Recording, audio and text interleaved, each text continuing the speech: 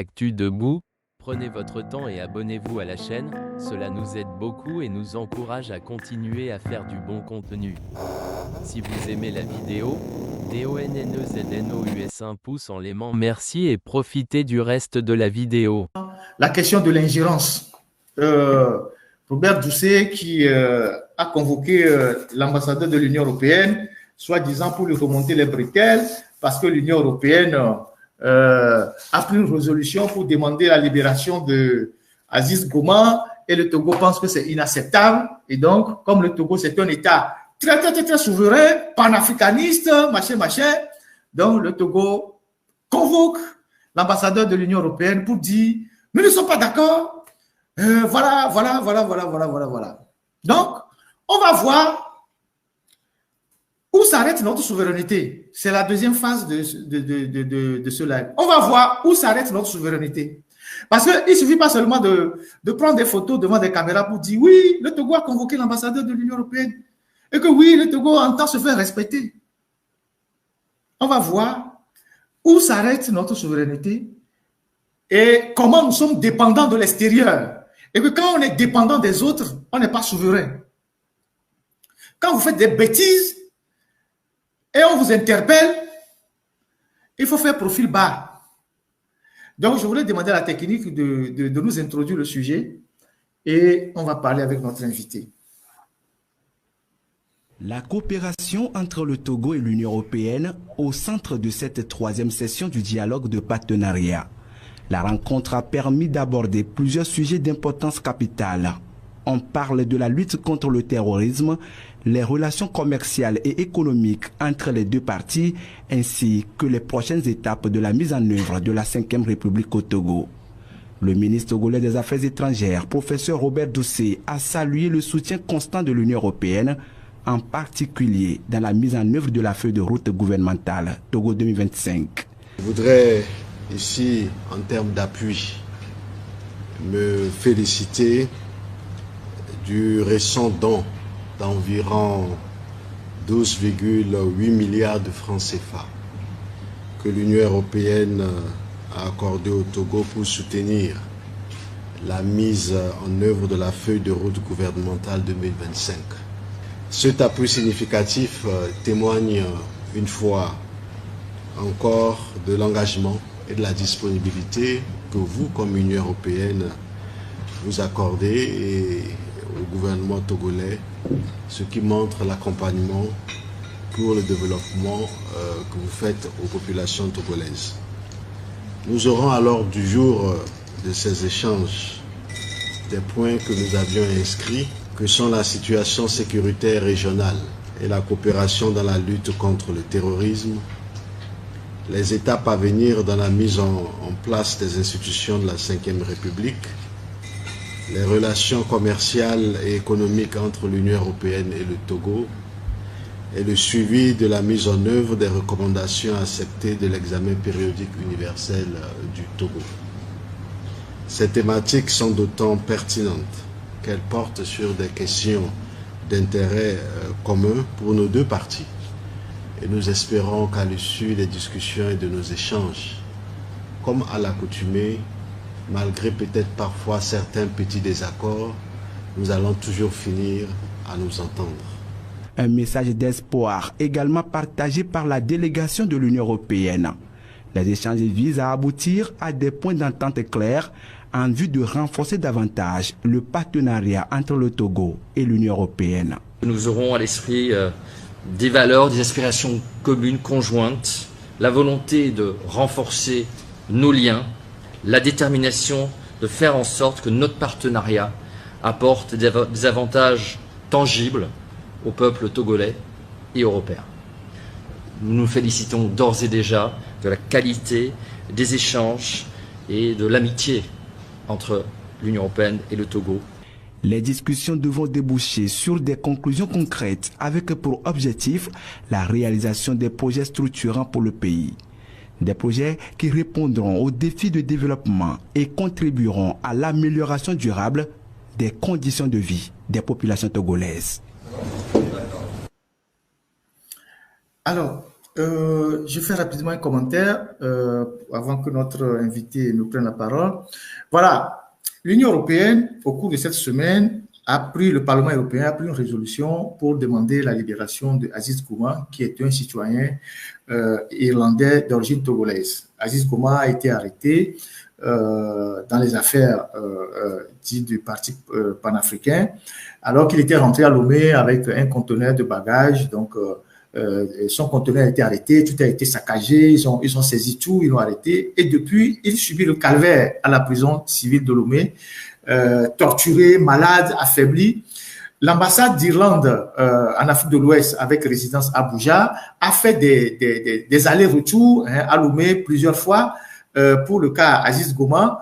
Il est en détention préventive peut-être depuis plus de 5 ans et jamais les autorités togolaises n'ont voulu le libérer malgré son état de santé. Et je pense que les réseaux ont travaillé pour que cette résolution soit prise et on comprend que venant du Parlement européen, ça frise, ça froisse vraiment le régime togolais parce qu'aujourd'hui, leur cul est dehors. Parce que quand on parlait des Omolou, des Afesio, tout ça, voilà, et on leur a dit depuis longtemps de libérer ces gens-là. On ne peut pas être dans un pays que vous qualifiez de pays normal où les gens sont en détention préventive depuis 5 ans, 6 ans, 7 ans. Ils ne savent même pas quand est-ce qu'on va les juger. Où des gens meurent en détention. Et donc, je ne comprends pas pourquoi ils veulent s'en prendre à l'Union européenne. Parce que l'Union européenne, c'est ce partenaire-là qui pratiquement finance tout au Togo. Je vais commencer avant que mon invité nous parle.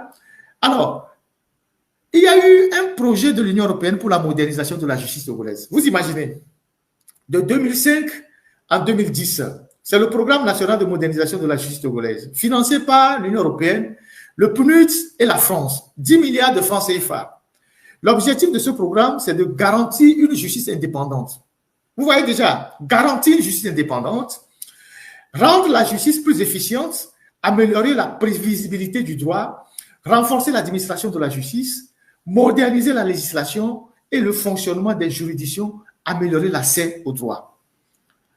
Et donc, ces 10 milliards ont contribué à construire les 2 cours d'appel que nous avons, la cour d'appel de Lomé et la cour d'appel de Kara. La prison civile de Palimé, ça a été financé par l'Union européenne. Même les assises que la justice togolaise organise, le gouvernement togolais, soi-disant, n'a pas d'argent, c'est l'Union européenne qui donne l'argent pour organiser les procès en assises. Parce qu'il faut payer, puisque comment on les appelle, les inculpés n'ont pas d'argent, donc il faut payer les avocats, il faut organiser le procès, il faut payer les primes des juges, tout ça. C'est l'Union européenne qui donne l'argent pour que nous organisions le procès de nos criminels. Et là où on les enferme, c'est l'Union européenne qui a donné l'argent pour qu'on construise la prison. Et pourtant, nous avons cet argent au Togo. Si Faure Gnassingbé avait géré le Togo avec rigueur, avec parcimonie, avec une vision, tout l'argent que les taxes produisent au Togo, on n'a pas besoin d'aller chercher de l'argent chez l'Union européenne. Mais à partir du moment où vous allez chercher l'argent chez l'Union européenne, pour l'injecter même dans les secteurs régaliens, mais souffrez qu'on vienne vous faire des reproches. Mais si tu vis chez quelqu'un, tu n'es pas indépendant, que la personne te nourrit matin, midi, soir. Mais si tu pètes matin devant la personne va te faire des reproches. Je vais dire, mais comment tu peux péter devant moi? Sors. Donc tu n'as pas dit non, pourquoi il va te dire ça? Si, avec les peu de richesses que nous avons, Faure Gnassingbé et son équipe géraient bien le Togo et qu'on dégageait beaucoup d'argent pour faire face aux priorités, mais on n'a pas besoin d'aller nous prostituer devant l'Union européenne pour qu'eux, aujourd'hui, ils viennent nous manquer de respect. Donc, il faut assumer. Donc, salut mon très cher Ditri.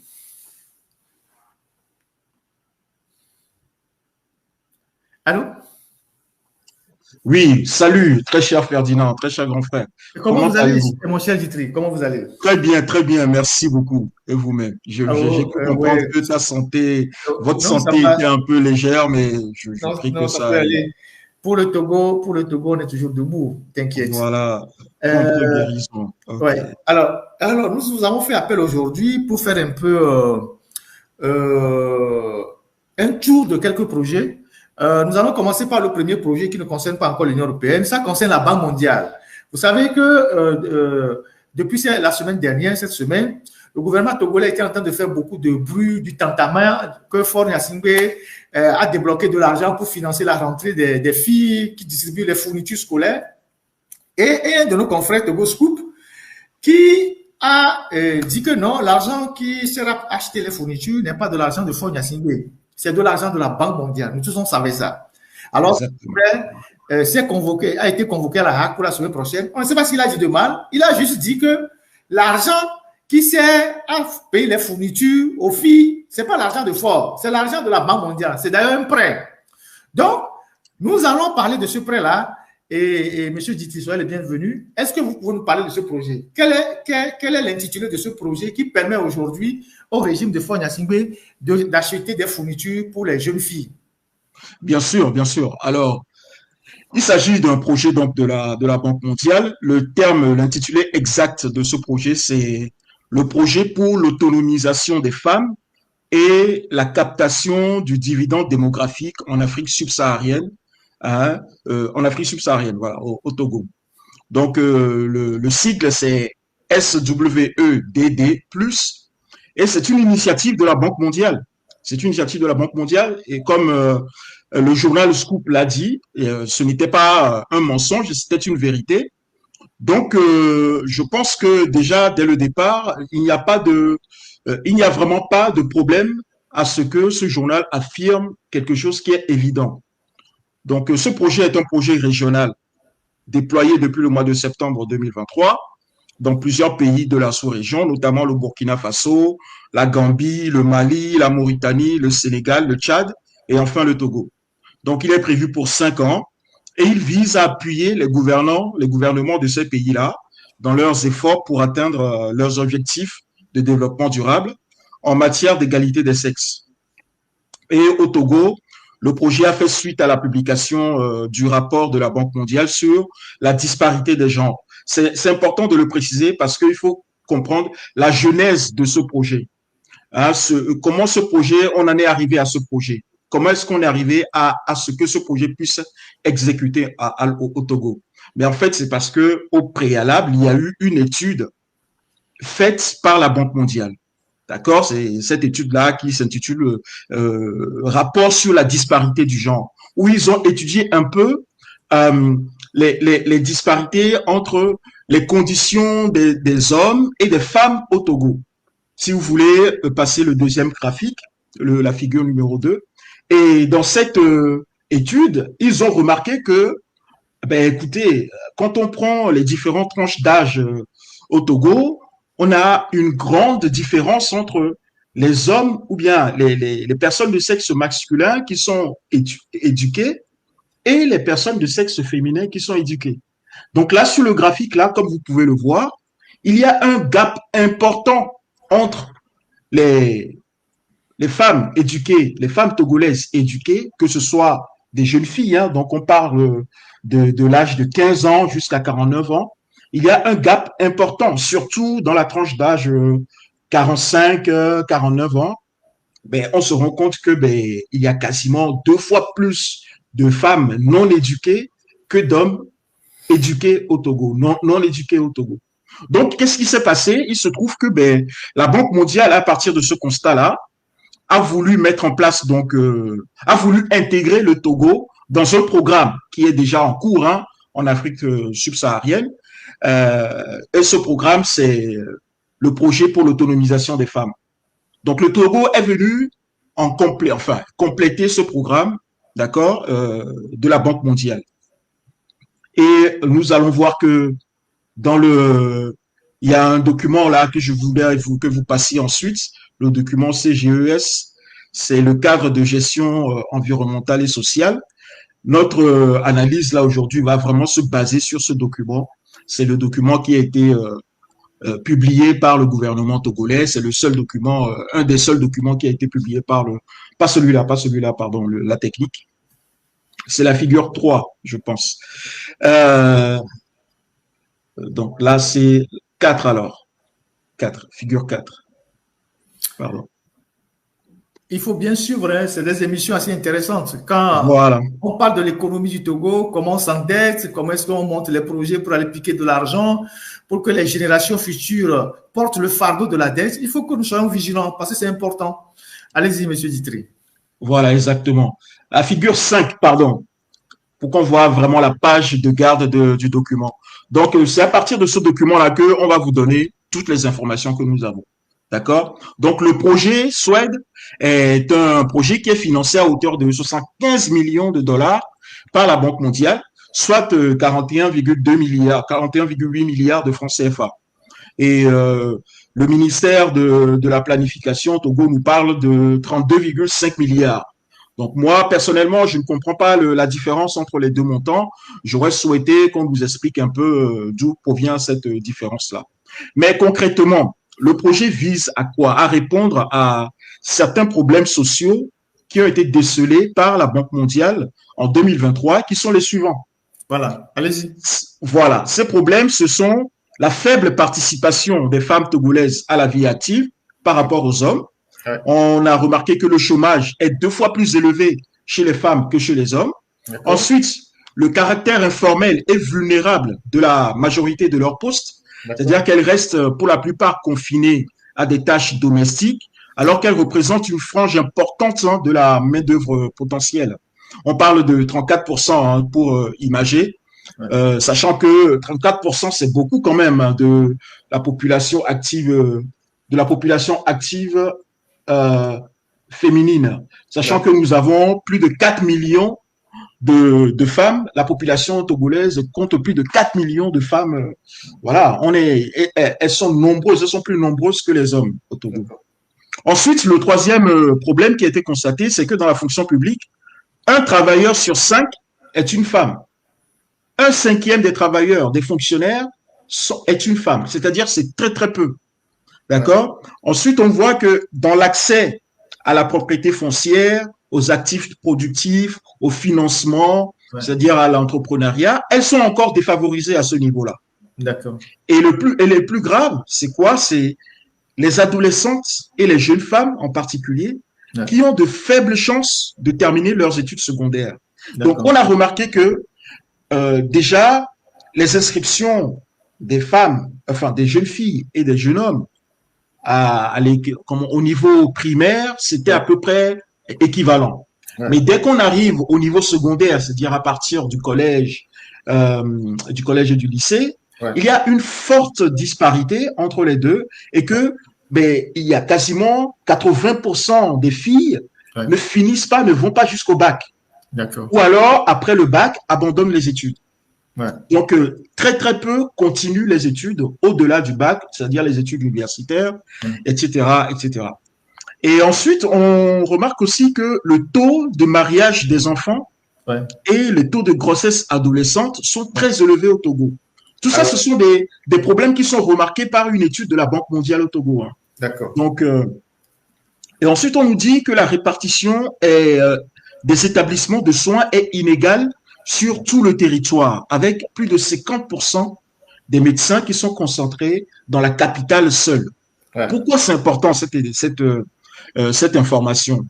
C'est important parce que 50% des médecins sont concentrés dans la capitale. 50% des médecins togolais sont concentrés dans la capitale. Ok.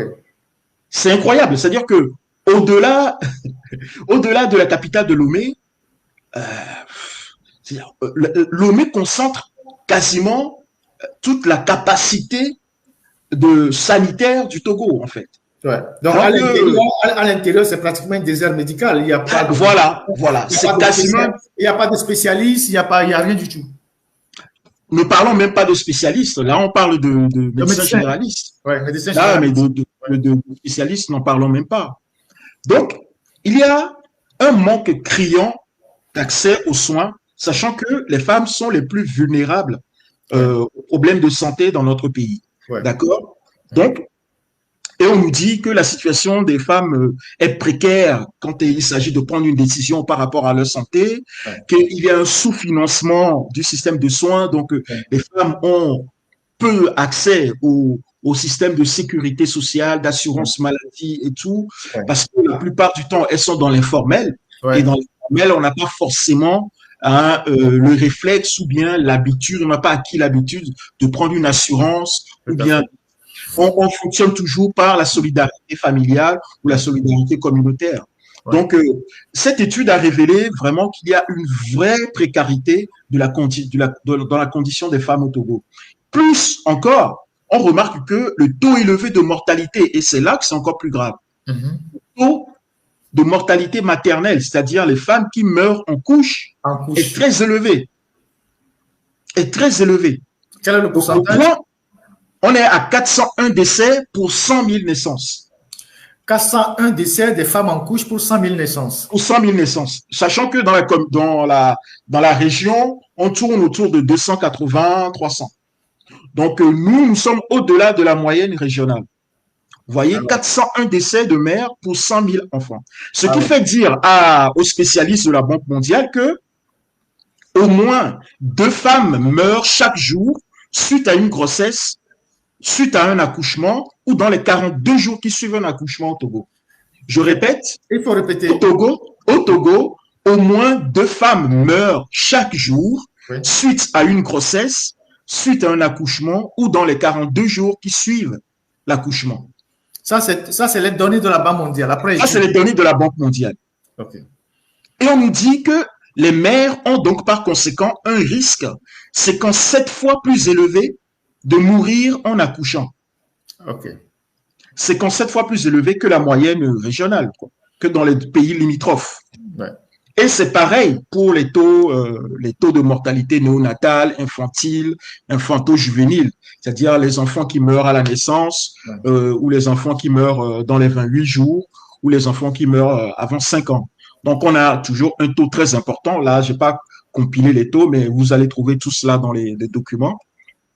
Mais ce qu'il faut retenir, c'est que tous ces problèmes-là, la Banque mondiale nous dit qu'ils sont dus à un manque d'infrastructures de qualité, aux mauvaises conditions de prise en charge des femmes, notamment les femmes enceintes, des enfants prématurés et même des conditions périnatales, c'est-à-dire tout ce qui est la prise en charge sanitaire après la naissance, qu'il y a un vrai manque, il y a une vraie lacune au niveau de notre pays, dans le suivi. D'accord. Et quand on analyse, pour finir, quand on analyse finement ces données, on se rend compte que la région la plus touchée, c'est la région de la Kara, suivie de la région centrale, suivie de la région des savanes. Il faut répéter. Quand on analyse finement les taux dont je viens de parler, on se rend compte que la région la plus touchée par la mortalité maternelle et la mortalité infantile, néonatale et infanto-juvénile, c'est la région de la Kara, suivie de la région centrale et suivie de la région des savanes. Okay. Et après viennent la région des plateaux et la région maritime. D'accord. C'est logique. Voilà. C'est tout à fait logique puisque on avait vu que le taux de pauvreté était beaucoup plus important dans ces régions-là. Voilà. Donc, une chose entraînant l'autre, on voit que sur le plan sanitaire, sur le plan éducationnel, les régions les plus en manque, c'est les régions du Nord, les régions centrales et les régions de la savane. Voilà. Donc, pour résoudre... Oui. Et donc, c'est pour résoudre cette problématique-là que la Banque mondiale a accordé ce financement. Voilà, c'est pour résoudre ces problématiques que la Banque mondiale a accordé ses financements et que elle a demandé, enfin, elle a donc demandé, enfin, oula, je perds mes mots. Elle vise donc à améliorer d'abord l'accès à l'éducation des filles et des jeunes femmes. Ensuite, améliorer les opportunités économiques des femmes, améliorer leur utilisation des services de santé et renforcer les capacités institutionnelles du Togo en matière d'égalité des sexes, d'égalité des sexes, aussi bien dans l'accès au travail, dans l'accès au financement, dans l'accès aux soins, etc., etc. Donc, voilà en gros l'objectif du projet de la Banque mondiale. Et quel est le montant qui a été accordé à ce projet? Voilà. Au départ, dans le document officiel auquel nous avons accès, donc le cadre de gestion environnementale et sociale, on nous parle de 75 millions de dollars, pardon. 75 millions de dollars. Soit près de 75, voilà, soit près de 42 milliards de francs CFA. 42 milliards de francs CFA. Voilà. C'est un prêt? Et c'est un prêt. Ah oui, c'est un prêt. C'est un prêt. Bien sûr, c'est un prêt. Tu vas rembourser sur combien d'années? Alors, je n'ai pas les détails, mais c'est un prêt concessionnel, c'est-à-dire que c'est remboursable au minimum en 10 ans à un faible taux. Voilà. Donc, c'est-à-dire que c'est un montant qui va être décaissé progressivement. Et une fois que tout sera décaissé, il faut savoir que nous allons devoir le rembourser. Peut-être souvent, on a des délais de grâce. Souvent, on a des délais de grâce de 2-3 ans avant de commencer à rembourser.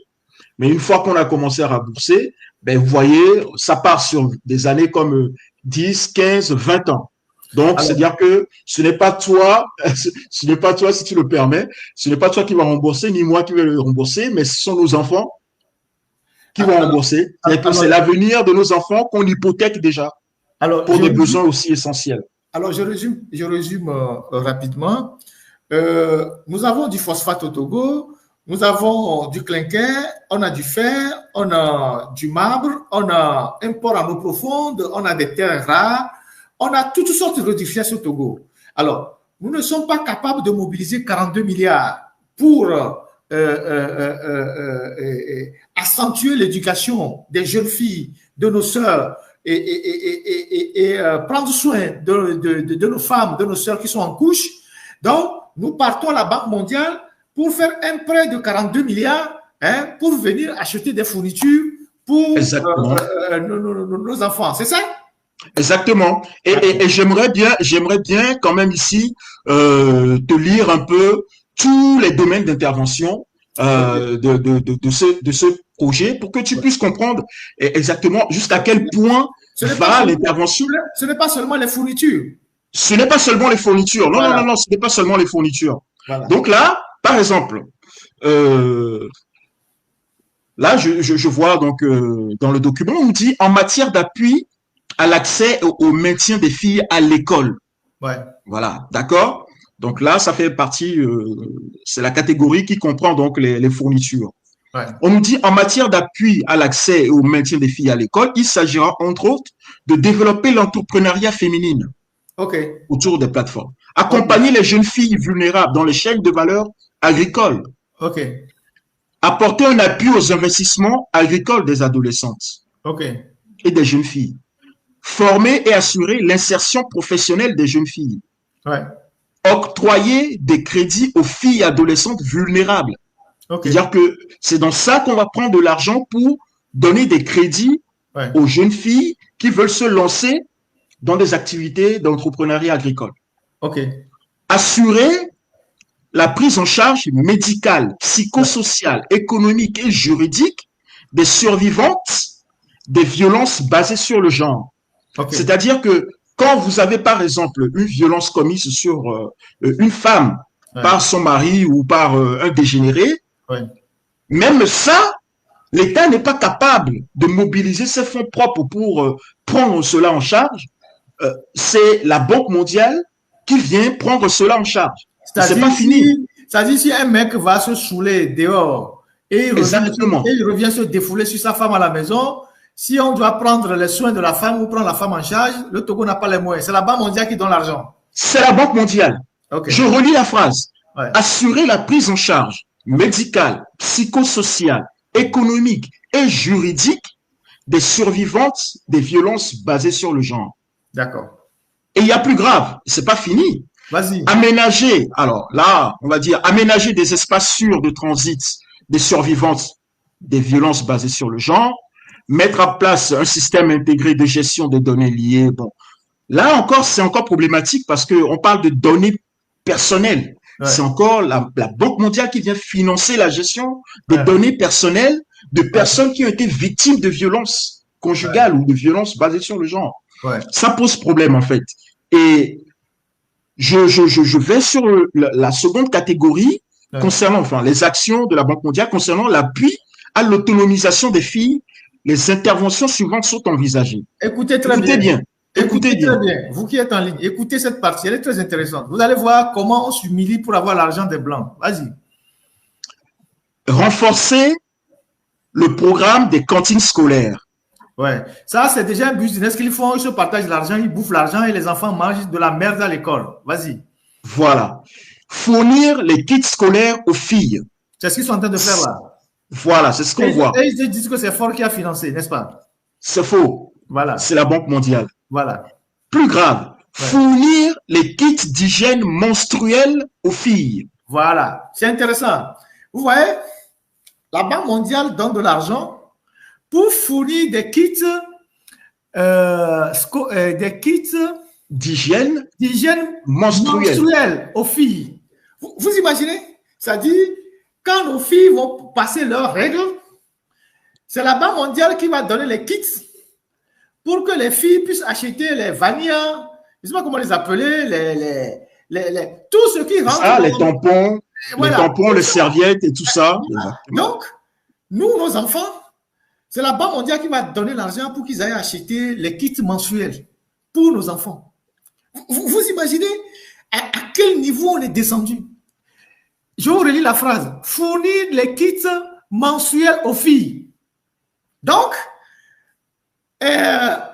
dans ce projet-là, il y a un volet où on va acheter plein de vanillas